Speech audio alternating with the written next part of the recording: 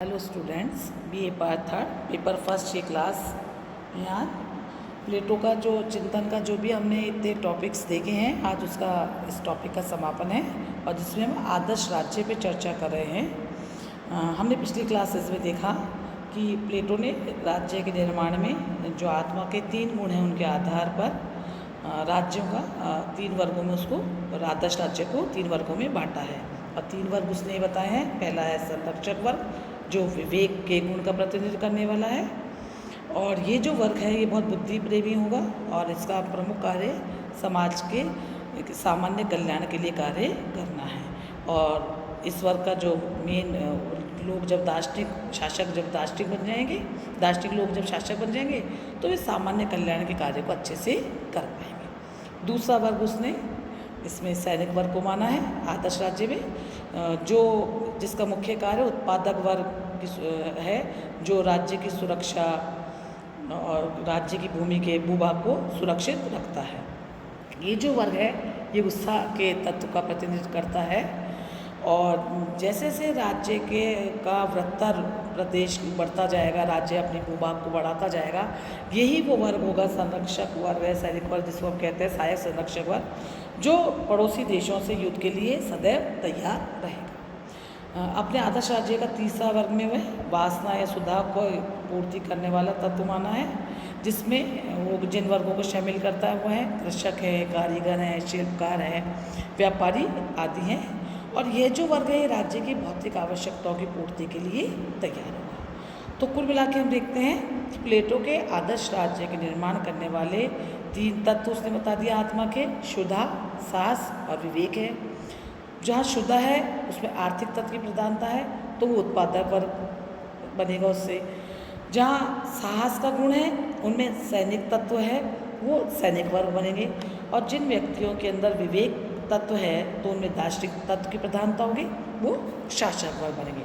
तो कुल मिलाकर के हम ये देखते हैं कि जो आदर्श राज्य का उसका जो ढांचा है वो उनको आत्मा की 3 गुणों के आधार पर 3 तत्व मानता है और 3 तत्वों के आधार पर 3 वर्ग वो राज्य के बनाता है।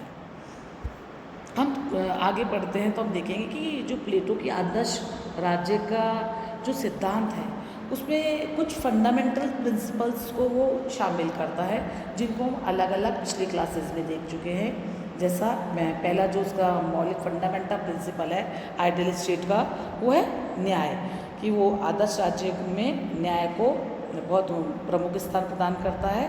जहाँ वो कहता है कि जो भी आदर्श राज्य के जो 3 वर्ग हैं, उत्पादक है, सैनिक और शासक वर्ग है, इन तीनों में संतुलन बनाए रखना और उन्हें एकता के सूत्र में बांधे रखना शासक का कार्य है। और ये सब लोग आपस के अंदर जब मिल कर के कार्य करेंगे तो ऐसी सोसाइटी जस्ट सोसाइटी होगी। पहली बात वही करता है।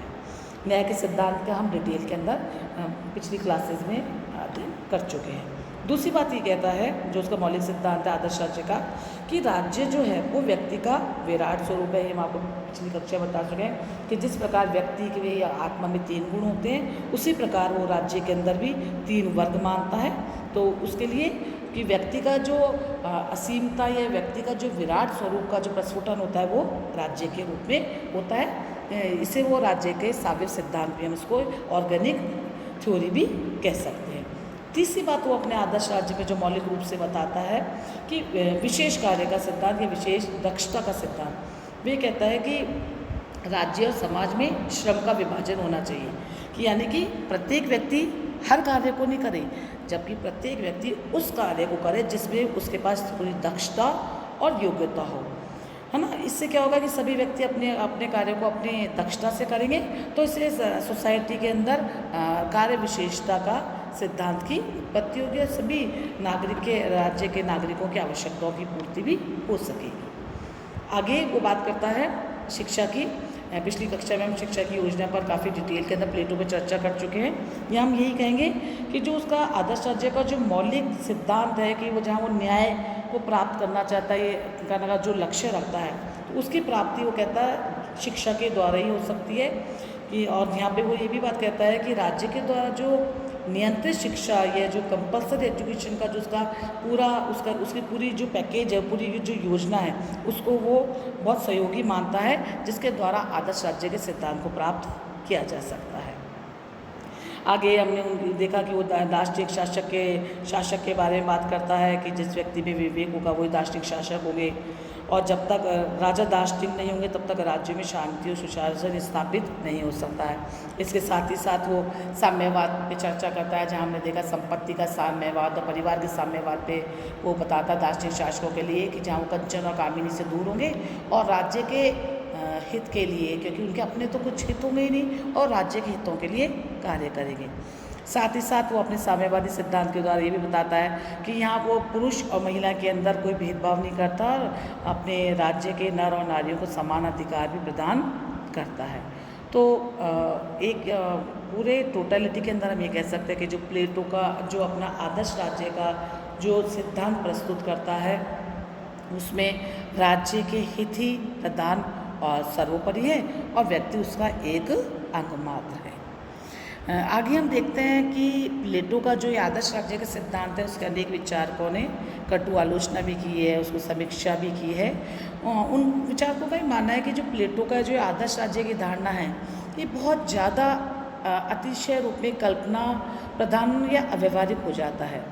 और बाद में अपने आगे वाली किताब में लॉज में उसने खुद ने स्वयं बताया कि प्लेटो ने बाद में खुद ने अनुभव किया कि ये जो आदर्श राज्य का जो सिद्धांत है, ये पृथ्वी पर संभव नहीं है, लेकिन ये एक गोल, एक लक्ष्य की बात है जहाँ सभी शासकों और सभी राज्यों को ऐसा बनने के लिए एक अवसर प्राप्त होगा, या वो उसकी ओर देख करके अपने आप को वहाँ तक पहुँचने की कोशिश करेंगे। एक बात और कही जाती है कि जो प्लेटो का जो आदर्श राज्य है, इसमें जो वर्ग विभाजन किया गया है वो बहुत स्वाभाविक नहीं है। क्योंकि ये मनुष्य के अंदर ऐसा नहीं हो सकता कि उसमें एक गुण की प्रधानता होगी। एक साथ ही व्यक्ति के अंदर वासना, साहस और बुद्धि भी हो सकता है, वे एक अच्छा विजेता भी हो सकता है, वे एक अच्छा शासक भी हो सकता है, और साथ ही साथ ये भी एक अच्छा प्रशासक भी हो सकता है। तो उसने जो प्लेटो ने इस तरह का जो वर्ग विभाजन किया है, बहुत अव्यवहारिक प्रतीत होता है। एक बात और है कि प्लेटो के आदर्श राज्य की जो योजना है, इसमें व्यक्ति की अवहेलना की गई है, क्योंकि सब कुछ राज्य है, सब कुछ शासक ही है। जैसे एक विचारक है हेगल, उनका ये मानना है कि प्लेटो का जो राज्य में व्यक्ति की स्वाधीनता का कोई स्थान नहीं है। और आगे के हम और देखते हैं कि उसने जो उसका जो एक वर्ग है उत्पादक वर्ग तो को कोई कुछ मानता ही नहीं है, और ऐसा लगता है कि उसने उनको दासों के समान बना दिया है। तो इस प्रकार से प्लेटो की जो ये योजना है वो न्यायपूर्ण नहीं की जा सकती है। ये भी कहा जाता है कि जो प्लेटो के अंदर उसने अपने राज्य में कानूनों को वो नहीं मानता है, क्योंकि वो दार्शनिक शासक को ही सर्वोपरि मानता है और वो इनके ऊपर किसी भी व्यवस्था को नहीं मानता है।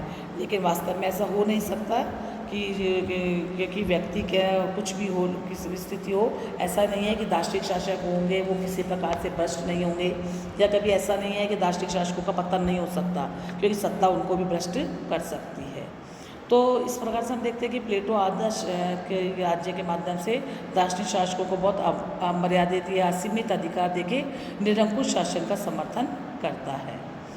लेकिन कुल मिलाकर के हम ये भी कहेंगे कि जो प्लेटो का जो आदर्श राज्य का सिद्धांत है, ये उसकी कुछ अवधारणाएं बहुत मौलिक हैं, और इसके ये एक ऐसा आदर्श प्रतीत होता है कि प्रत्येक राज्य, प्रत्येक देश इसके से कुछ ना कुछ ग्रहण करने की कोशिश करेगा। क्योंकि वो प्लेटो के इस कथन से तो कोई भी इनकार नहीं कर सकता है कि शासन एक कठिन कला है और उसको चलाने के लिए विशेषज्ञों की ज़रूरत है, और जब तक कोई विशेषज्ञ व्यक्ति इस शासन व्यवस्था को, प्रशासनिक व्यवस्था को नहीं चलाएंगे तो शासन तंत्र बिगड़ जाएगा और उसमें शांति और अव्यवस्था फैल जाएगी, जिससे प्रजातंत्र विफल हो जाएगा। तो हम ये भी कह सकते हैं कि प्लेटो का जो आदर्श राज्य का सिद्धांत है वो उसकी दूरदर्शिता और का परिणाम है। Thank you.